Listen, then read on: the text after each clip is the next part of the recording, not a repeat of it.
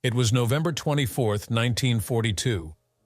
Speeding across the snow-covered landscape of eastern Ukraine, the personal command train of German Field Marshal Erich von Manstein was on its way to the southern Russian city of Novocherkassk, where he would take up his new assignment as commander of Army Group Don.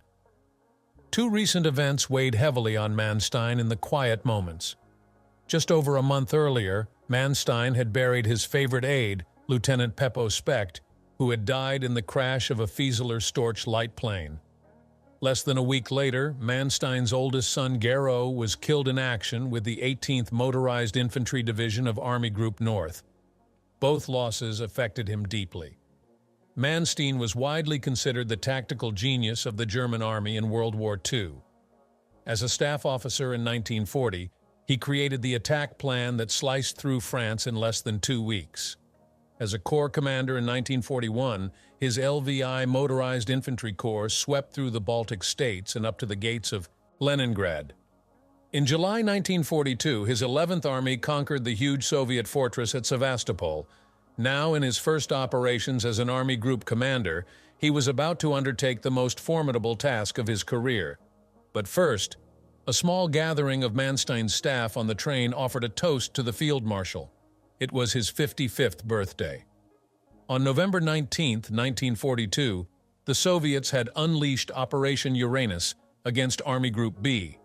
They quickly penetrated the Romanian Third Army, holding the front on the Don River north of Stalingrad, and on the following day attacked and penetrated the German 4th Panzer Army and Romanian 4th Army, holding the front south of Stalingrad.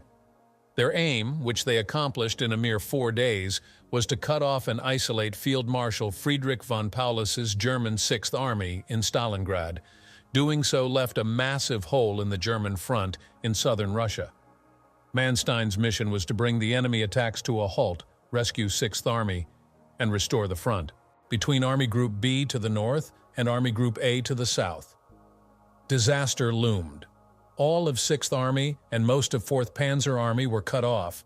5 German Corps of 20 divisions, 2 Romanian Corps of 6 divisions, plus many independent Army artillery and engineering units were surrounded in frozen Stalingrad. Outside the encirclement remained the scattered remnants of several divisions of the Romanian Third Army and various 6th Army rear area service and supply troops north and west of Stalingrad. Only a few scattered remnants of Romanian cavalry units and the 4th Panzer Army's 16th Motorized Infantry Division remained south of Stalingrad. Based on Luftwaffe commander Hermann Göring's assurances of its capability, Hitler had ordered the Luftwaffe to organize an airlift to deliver supplies to the Stalingrad pocket and told 6th Army to dig in and await relief. Hitler demanded that Stalingrad be held at all costs due to the prestige factor. Manstein knew, however, that 6th Army could not remain in Stalingrad as Hitler expected.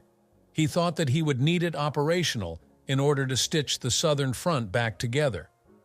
For him, the only questions at this point were how soon a suitable relieving force could be assembled to attack the pocket from the outside, and could the airlift enable the 6th Army hold out until then?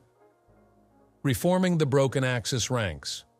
Out on the wind-swept steppe west of Stalingrad, the scene was panic and chaos. The Soviet spearheads had swept through the rear supply and administrative services of the 6th Army. Each little village across the steppe between Stalingrad and the Chir River housed some sort of repair shop, stable, supply troop, replacement center, or transport depot. Mechanics, bakers, clerks, farriers, photographers, and drivers were all cast adrift. Men going on leave, men returning from leave, officers just passing through all suddenly found themselves on their own. The Don River is one of the great rivers of Russia. It rises about 100 miles south of Moscow, flows south past Voronezh, and then, near Novaya Kalitva, begins bending southeastward toward Stalingrad. About 60 miles northwest of Stalingrad, the river bends south then southwest, passing about 40 miles west of Stalingrad at Kalak, and eventually flowing into the Sea of Azov at Rostov. The area of Novaya Kalitva Kalach Rostov, the Great Bend of the Don, stretches 200 miles north to south and 200 miles east to west. The Chir River flows southward through the Great Bend of the Don about 100 miles west of Stalingrad, curves northeastward, then southeastward, and flows into the Don about 65 miles southwest of Stalingrad. The German 17th Saint Army Corps was taking up positions along the upper Chir with 2 German infantry divisions and pieces of several Romanian units. The remnants of the Romanian Third Army, with pieces of several divisions, and the remnants of the German XLV-8 Panzer Corps, was gathering along the lower Chir at its confluence with the Don. That was where something remarkable was happening. Responsible officers rounded up men on their own initiative and formed them into makeshift platoons, companies, and battalions. They recognized important tactical and strategic ground and undertook to hold it. They had no orders. They didn't even know what was happening over the next hill. They just instinctively knew what to do and did it.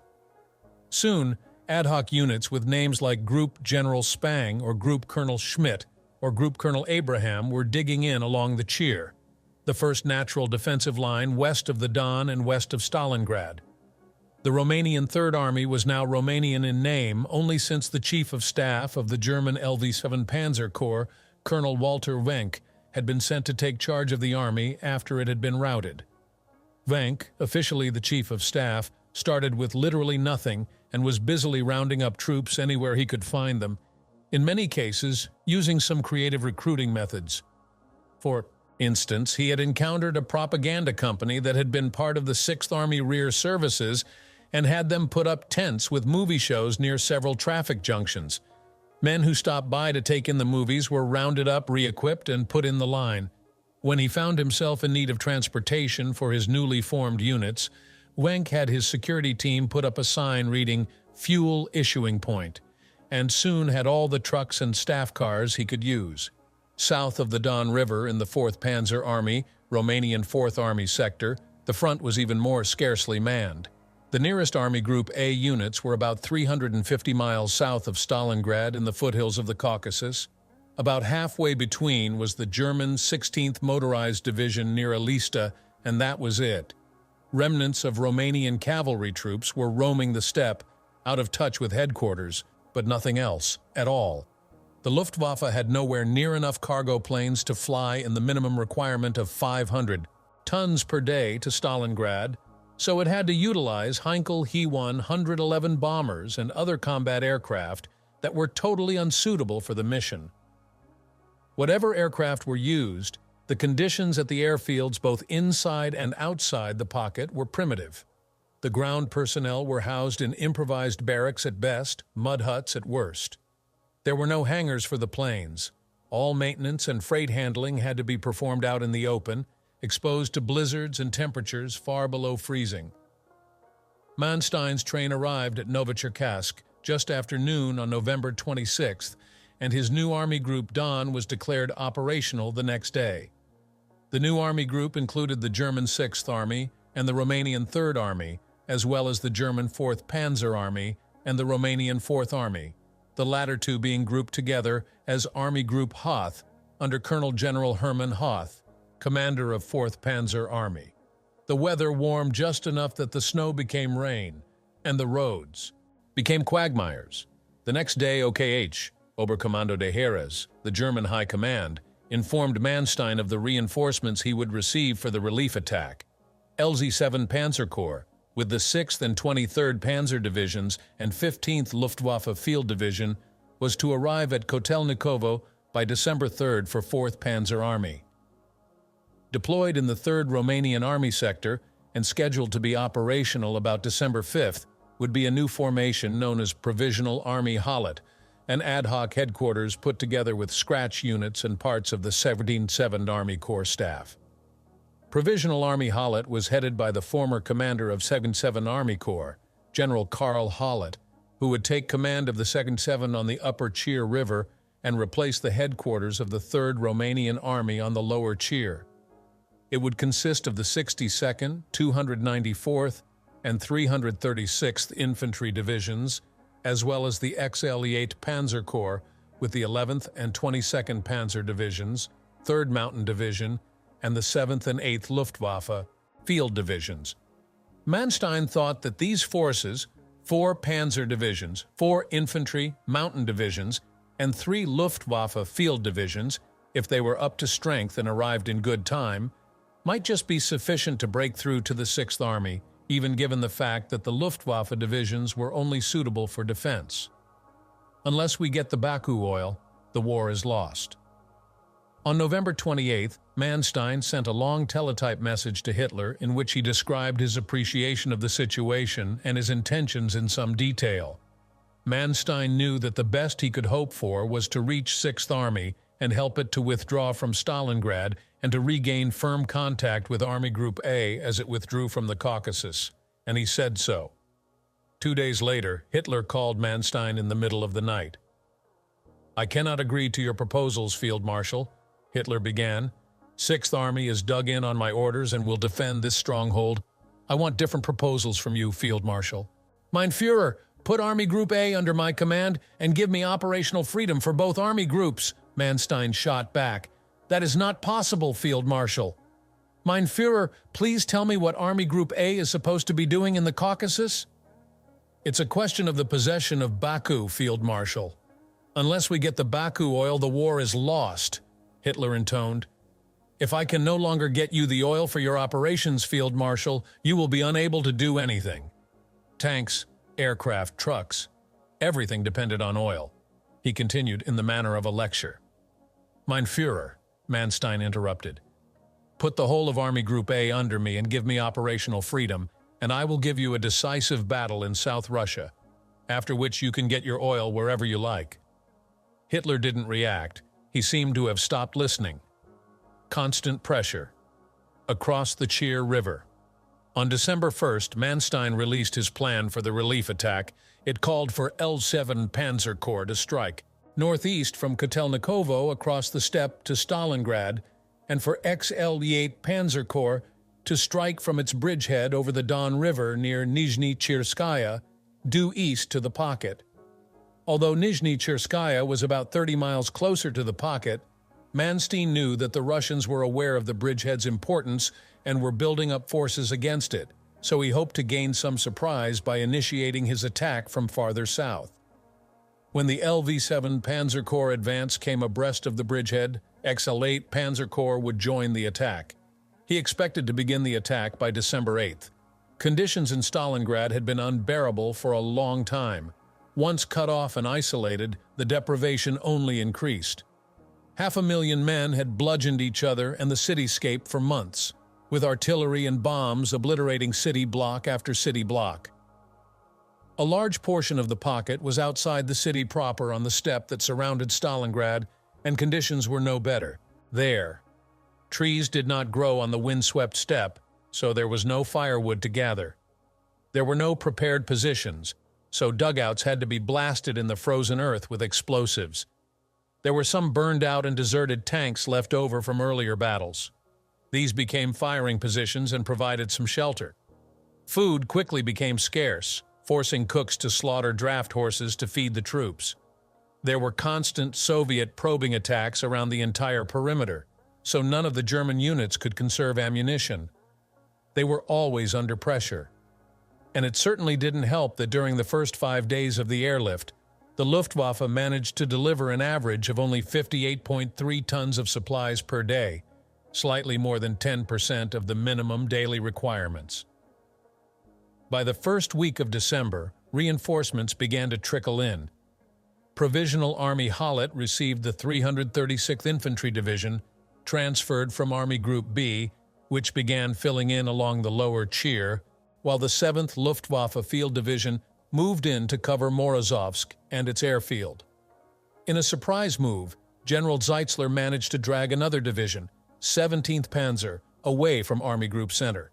The 17th left Orel for transit to Army Group Don on December 2nd, but was quickly hijacked by Hitler, who thought he detected an enemy buildup near the Army Group's northern boundary and diverted the division there. The 11th Panzer Division arrived on the 7th, just in time to eliminate an enemy penetration of the lower Chir River line near Surovikino. In fact, the Soviets had just turned up the pressure along the entire lower Chir front, with the Soviet 5th Tank Army undertaking a number of attacks along the river line.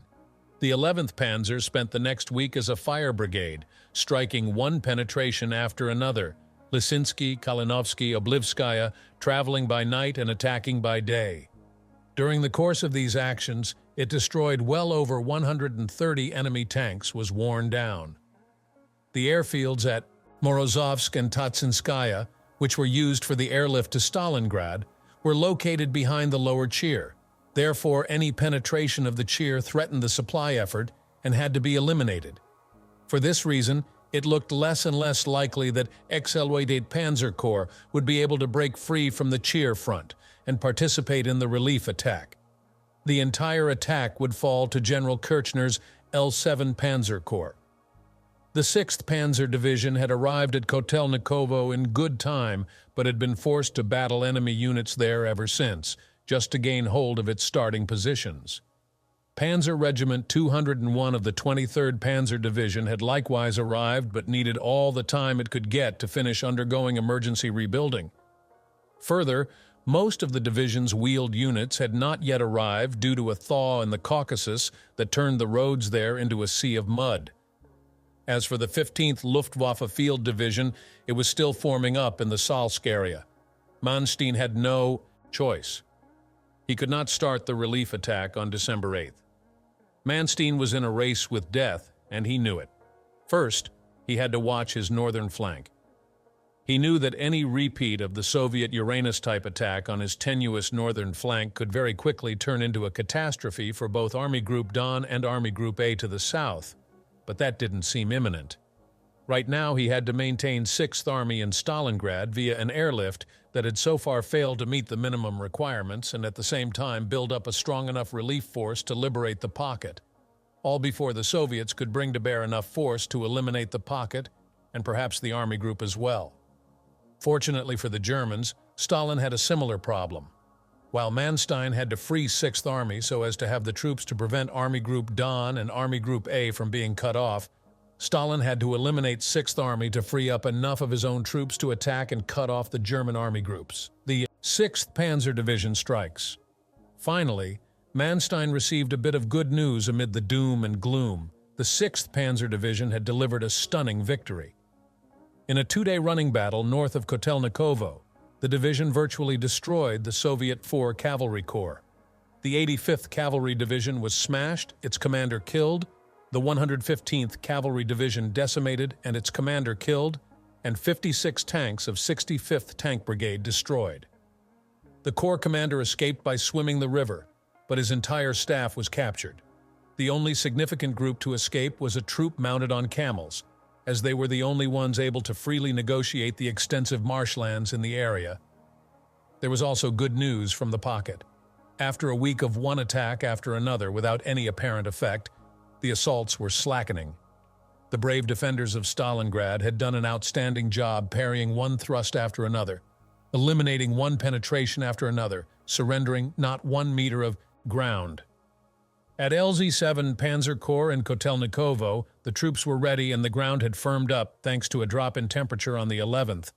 The 23rd Panzer, now with nearly 100 tanks, was online and ready to go, and 6th Panzer, exulting in its recent victory, was champing at the bit. Still no 15th Luftwaffe Division, but the remnants of the Romanian 5th and 8th Cavalry Divisions, under command of German Colonel Helmut von Panwitz, were ready to cover the Corps' open right flank. The terrain around Kotelnikovo and between there and Stalingrad was gently rolling steppe with virtually no vegetation except the ubiquitous steppe grass. What little there was in the way of bushes or small trees were only found in the many steep-cut ravines that were scattered throughout the area. Kotelnikovo is on the south bank of the southern branch of the Oksay River, and the LV-7 Panzer Corps held a small bridgehead on the north bank. The northern branch of the Oksy crossed the line of advance 28 miles to the north.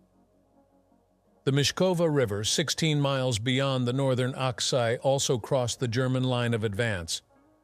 The distance from the Mishkova to the pocket was approximately 55 miles.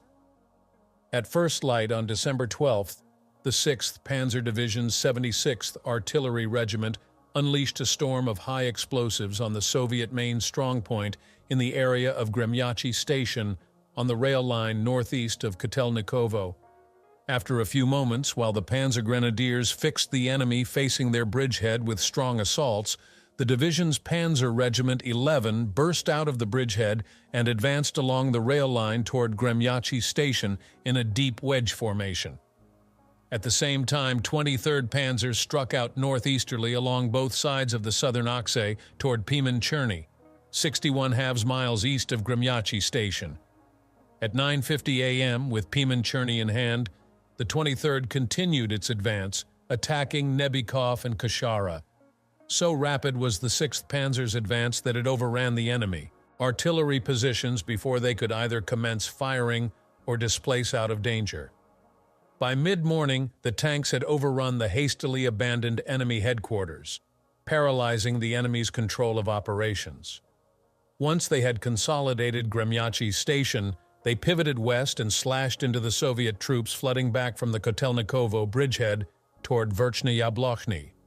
All afternoon, 6th Panzer's Grenadiers approached Verkhne-Yablokny from the south in a widely echeloned formation, making it easy for troops there to see that the enemy was approaching. As they got within machine gun range of the village, the Germans threw themselves to the ground and crept forward individually from cover to cover, making several small probing attacks to keep the enemy's attention. The tanks of Panzer Regiment 11, which had advanced independently of the Grenadiers, had worked their way around the vast, marshy area east of the village and were in position behind a low range of hills just north of the village. An hour before sunset, the Panzers swept down into the village in a wide, inverted wedge, hitting the surprised enemy in the rear. The Soviets' attempts to maneuver their few tanks and defensive guns into position against this new threat were completely in vain, as they were quickly destroyed. The village burned brightly from end to end, and 10 Soviet T-34 tanks were reduced to burned-out hulks. The German left flank was secured. Meanwhile, the 23rd Panzer Division was securing the Corps' right flank east of the railroad. At 1:35 p.m., the 23rd captured Nebykov and 250 prisoners, and at 2:45 it occupied Koshara II, destroying all enemy there. Shortly before dark, the division reached its objective for the day near Chilikovo and made contact with the motorcycle battalion of the 6th Panzer Division on its left. Overnight, the division consolidated the positions taken and reorganized for the continued attack. The German attack shocked the Soviets. General Andrei Yeremenko, commander of the Soviet Stalingrad front, feared that Hoth's attack might threaten the rear of his 57th Army, which was holding the encirclement front south of Stalingrad.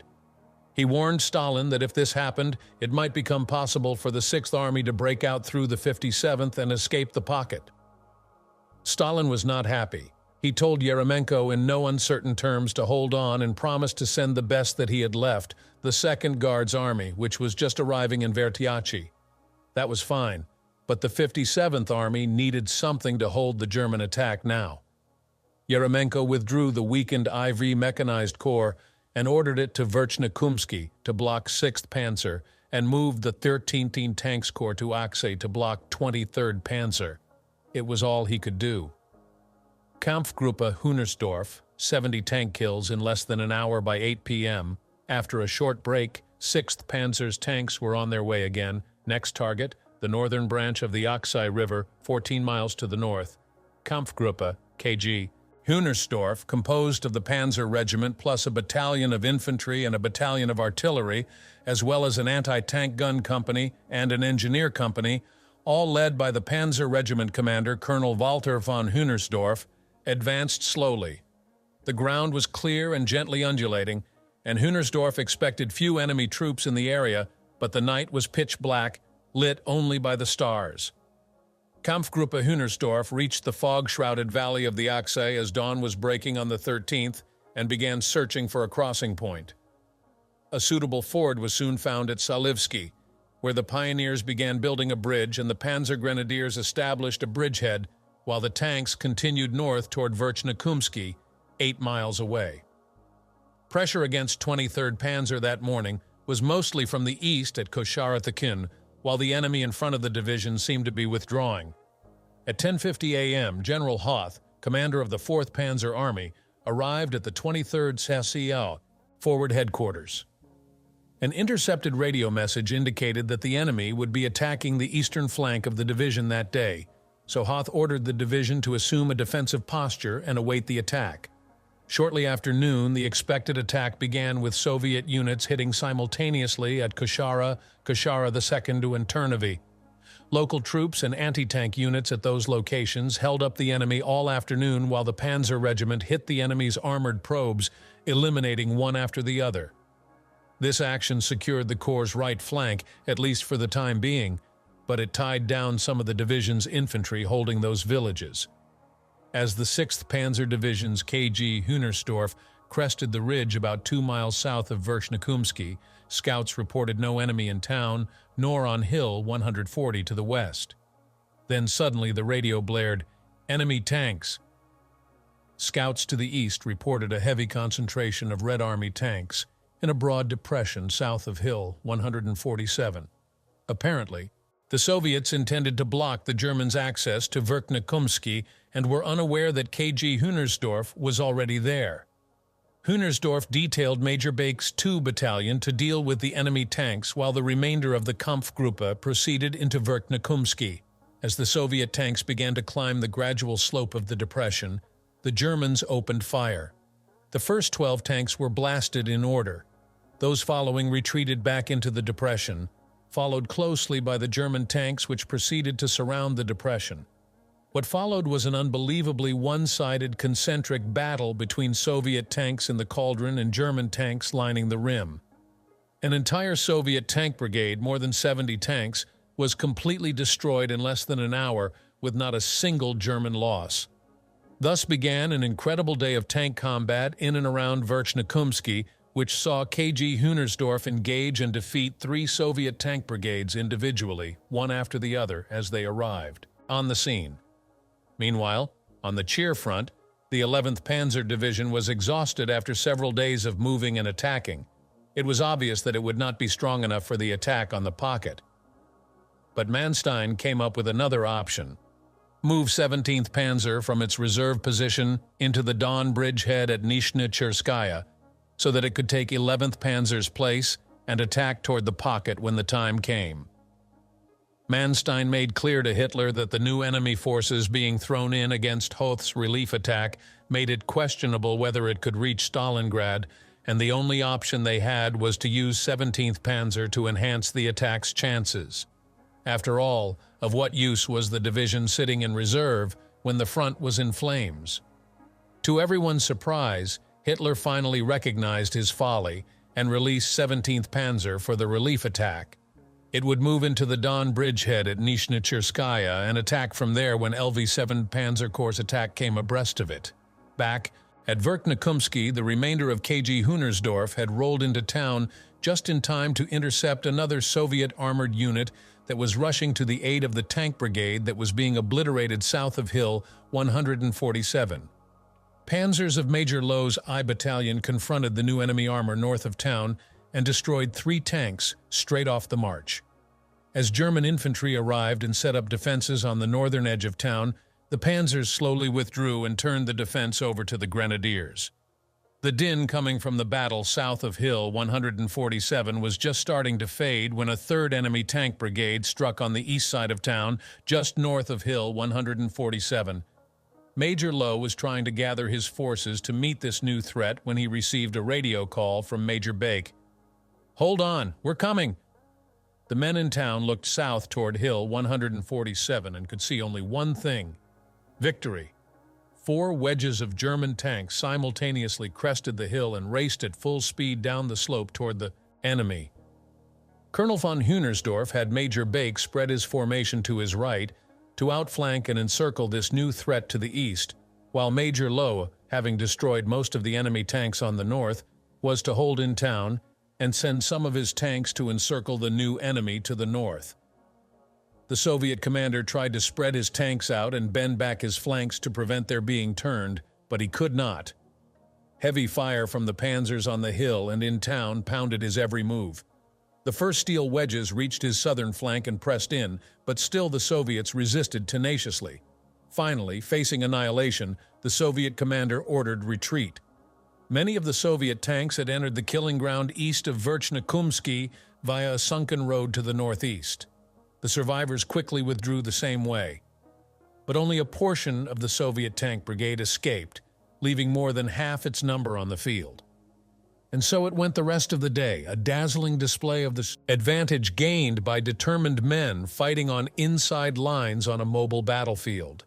3 times numerically similar enemy groups rushed in from different directions to rescue their comrades and were destroyed. Dashing straight through Verkhne-Kumsky from one side to the other and back again, KG Hunersdorf defeated one at a time a force 3 times its size. Just before sunset, KG Hunersdorf, low on fuel and ammunition, began to withdraw from Verkhne-Kumsky to the bridgehead at Salivsky, which was under pressure. The 23rd Panzer Division had spent the day fighting off the growing enemy on the right flank and had not reached the northern Achse yet. If the Soviets could recapture Salivsky, Colonel von Hunersdorf and his troops would be isolated north of the river in a perilous situation. Furthermore, the object of the day's combat was not to take and hold ground. It was to attrite a numerically superior enemy, and that was certainly accomplished.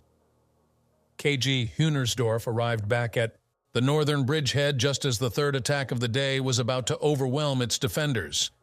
In the fading light, the grenadiers in Salivsky thought the approaching tanks were the enemy and prepared for the worst. As the German tanks smashed into the rear of the Soviet attackers, a cheer went up and the enemy began to flee. On December 14th, Panzer Regiment 201 regained forward momentum for 23rd Panzer, capturing Samokin before noon and approaching Krugliakov on the northern Achse by mid-afternoon. In a bold move, a company of tanks turned south from the Krugliakov advance and, in an abrupt surprise, captured the railroad bridge over the Achse intact.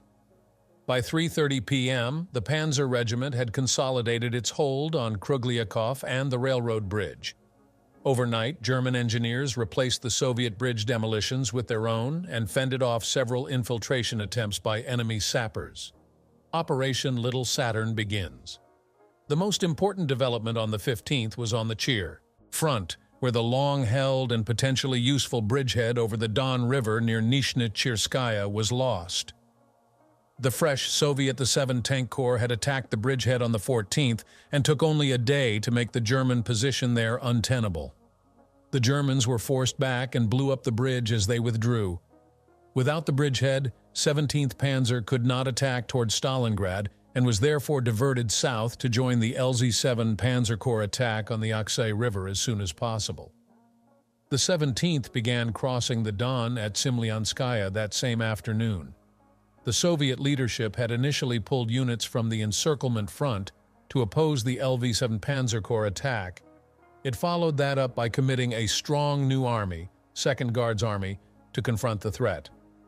Now it took the radical step of re-aiming its climactic attack of the campaign, Operation Saturn, designed to strike once Stalingrad was secured and intended to sweep across the Don Bend from the north all the way to Rostov, cutting off whatever was left of Army Group Don and the entire Army Group A in the Caucasus.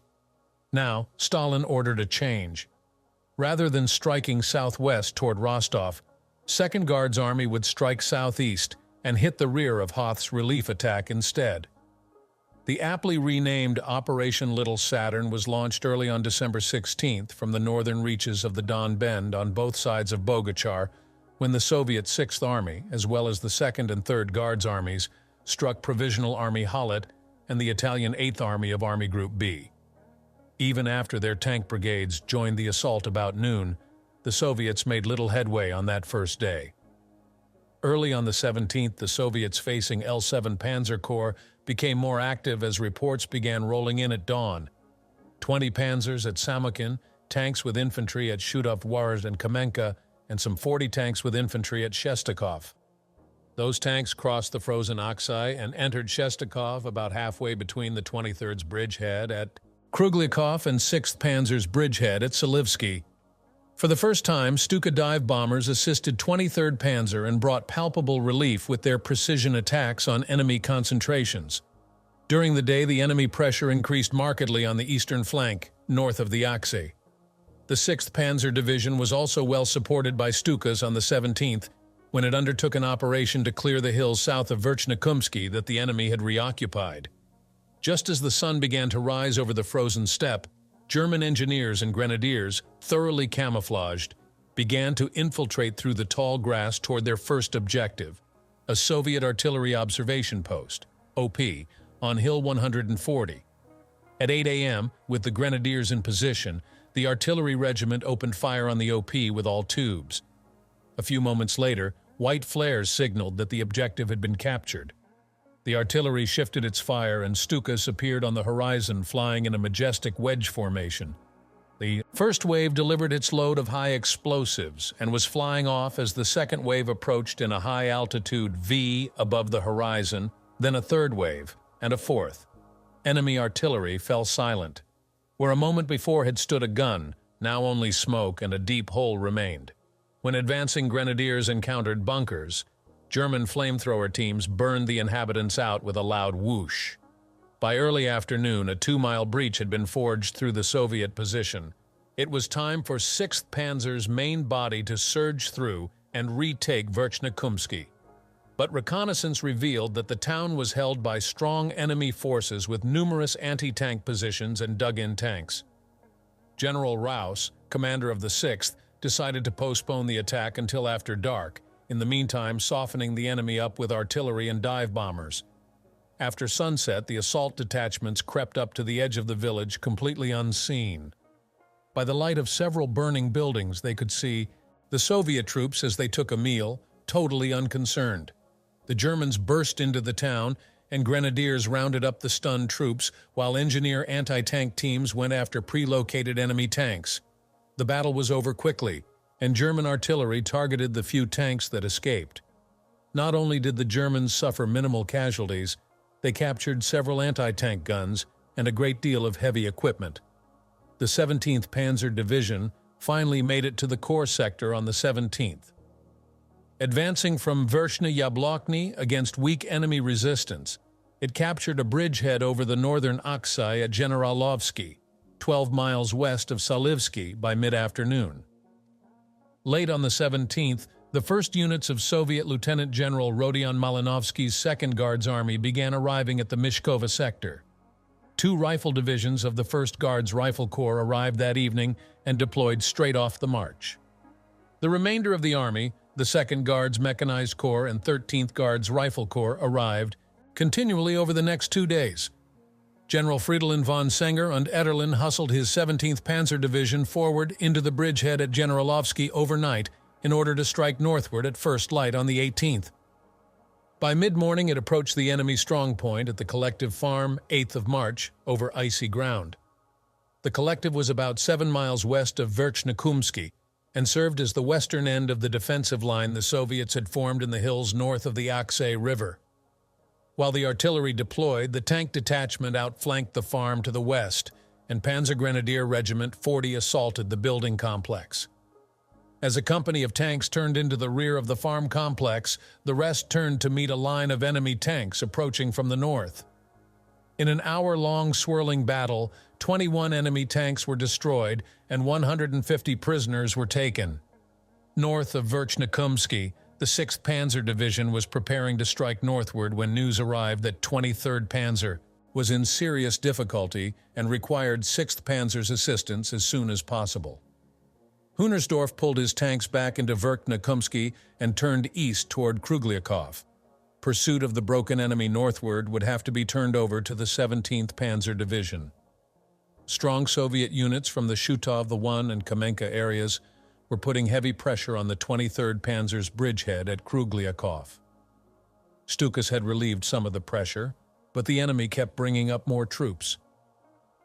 As KG Hunersdorf approached Krugliakov, the men could see the enemy swarming over both the railroad and road bridges into the town.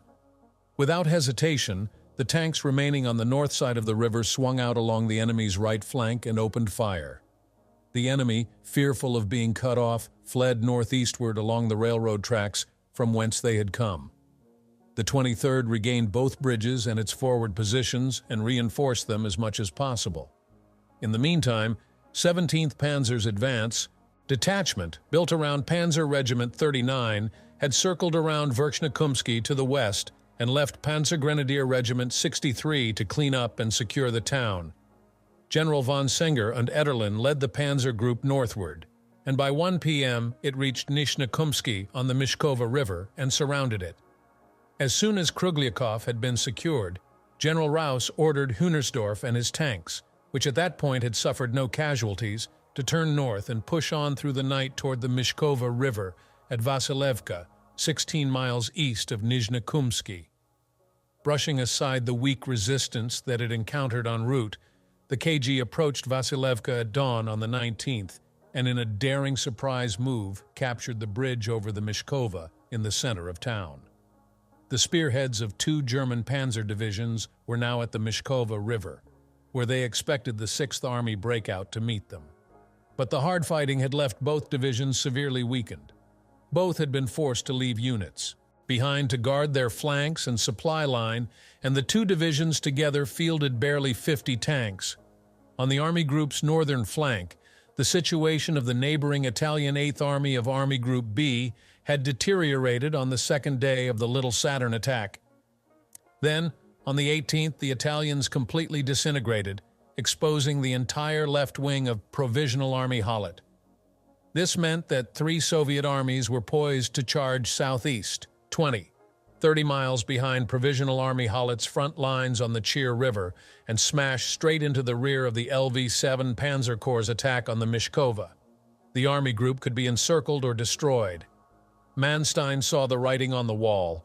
Although Hoth's attack was only 55 miles from the pocket, it had slowed to a standstill and, considering the forces that the enemy was known to be bringing to bear in front of it, it was not likely to revive. Furthermore, the airlift was simply not delivering enough to sustain 6th Army. Additionally, Manstein's northern wing was beginning to crumble under the weight of Little Saturn. Something had to be done, and soon. Thunderclap, Manstein's last option. The last remaining alternative was to have Paulus's 6th Army break out and reach Hoth's spearhead.